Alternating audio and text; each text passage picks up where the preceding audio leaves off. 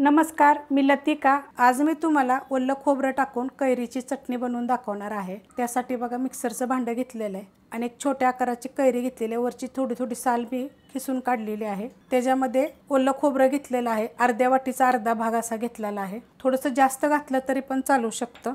एक मीडियम आकाराचा कांदा घेतलेला आहे, त्याचे असे छोटे छोटे तुकडे करून घेतलेले आहेत। छोटा अर्धा चमचा जिरं, तिखटाप्रमाणे मिरच्या किंवा छोट्या आकाराच्या तिखटवाल्याच आहेत त्या 5 घेतलेल्या आहेत मिरच्या मी। थोडीशी कोथिंबीर देठासकट घेतलेली आहे। चवीप्रमाणे टाकायचे मीठ आणि ह्याला काय करायचे आपल्याला दरदर बारीक करायचे। दरदरी अशी करून घेतलेली आहे बघा। आणि कशी करायची बंद चालू करायची तशा पद्धतीने, एकदम बारीक करू नका, त्याची एवढी चव ठीक लागणार नाही। अशा पद्धतीने एकदा करून बघा, मस्त लागतात। आपण ही वाटीत काढून घेऊया। बघा किती छान झालेली आहे।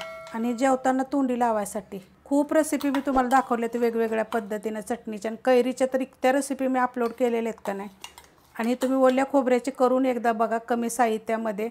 खूप जण असं म्हणतात ना की बाबा झटपट अशा तुमच्या चटणी असतात, तर तुम्ही एकदा ही पण चटणी करून बघा, छान लागेल। रेसिपी आवडली तर लाईक करा, सबस्क्राईब करा, कमेंट करा आणि शेअर बी करा।